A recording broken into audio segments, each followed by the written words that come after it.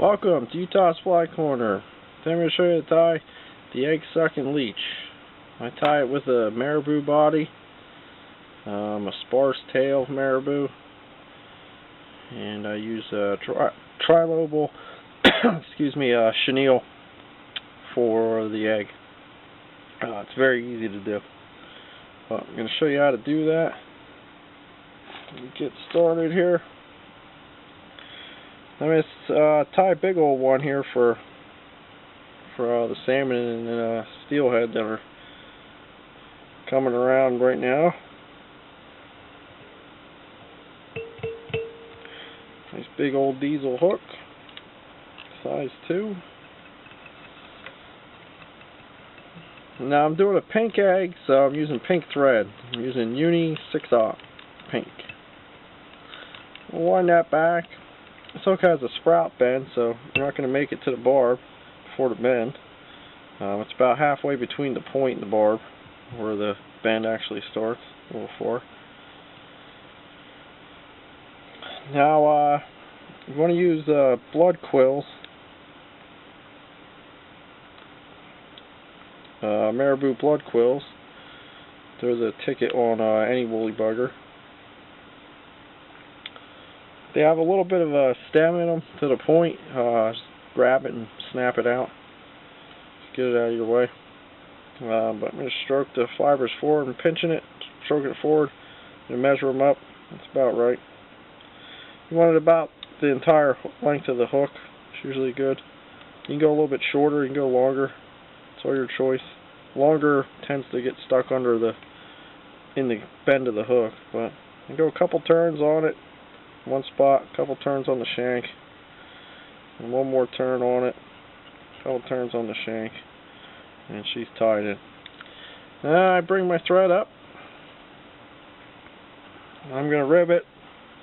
You can rivet with something flashy, but I just rivet with mono. Works fine.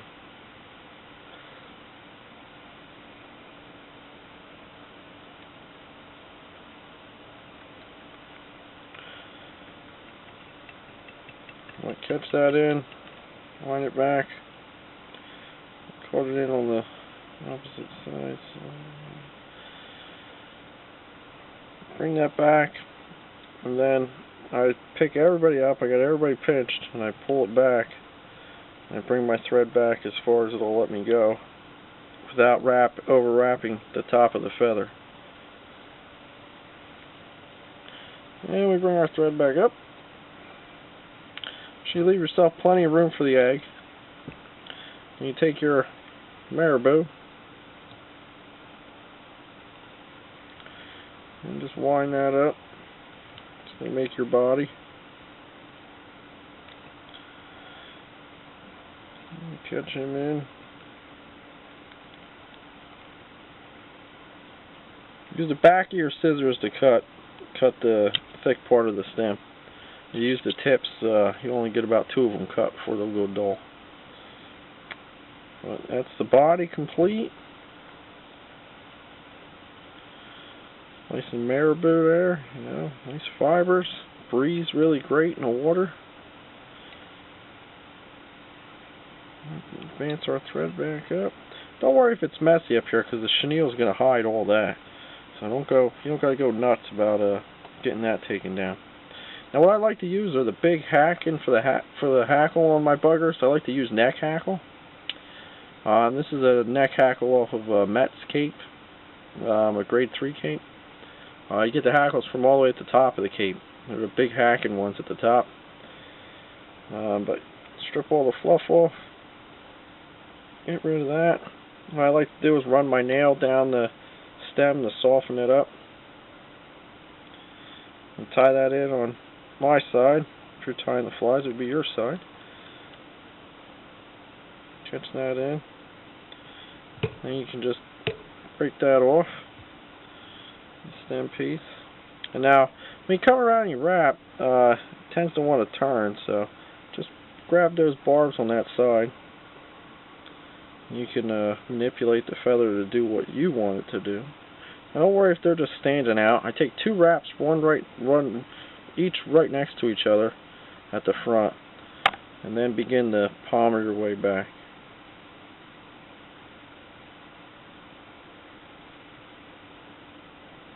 And get to the rear, grab your tag, across your hackle. Now I'm holding it real tight, my rib. I snap that, get that out of the way now. Just make sure you're holding your rib tight, or else you'll end up snapping the hackle and everything will come loose on you. And I just wrap that up real palmering wraps. Just wrap up through quick. The quicker you go, the less likely you are to catch any hackles and bind them down. Well, tie them off and just get your hackle cleaned up. It can get messy sometimes, but I can tell you from plenty of experience, it's usually the ugliest woolly buggers work the best. If you're buying woolly buggers or you're tying them, don't worry if they look ugly. They'll work.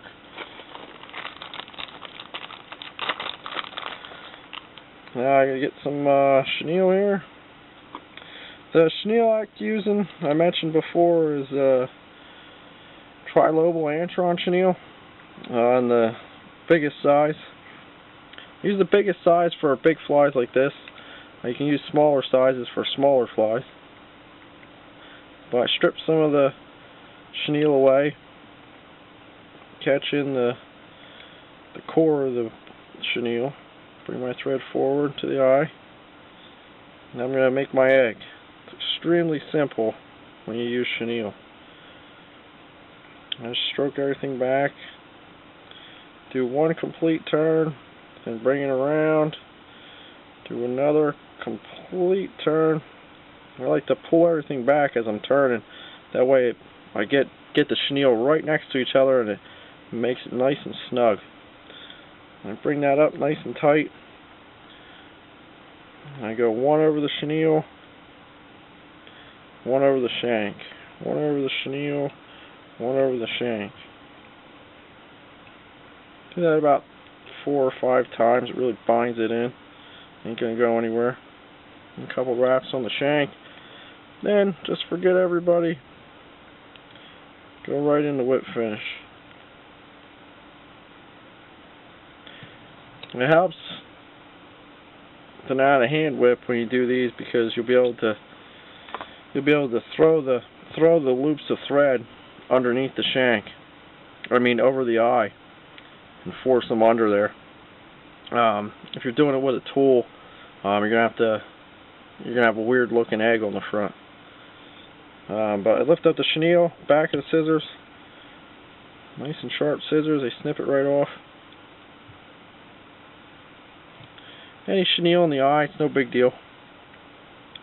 A nice heavy line you're going to use to fish these things with. Won't have any problem getting that out of the way. Now I like to take some Sally Henson's. Just put a bead of it on the cut end of the chenille where you binded it down. It's really gonna lock that thing up tight. Well, that's how I tie my egg sucking leeches. That's the fly. And everybody knows how effective these are. But something that I don't see too many people do is tie these up in small sizes and fish them for trout in the fall. Spawning trout in the fall and spawning rainbows in the springtime area there. They're dynamite. How much more effective do you want to get? You got an egg fly and a woolly bugger. Hands down, woolly bugger, completely, utterly deadly fly. Egg flies are deadly. Combo, deadly, deadly, deadly. Excuse me. Johnny Utah. Check me out on my blog at utahsflycorner.blogspot.com.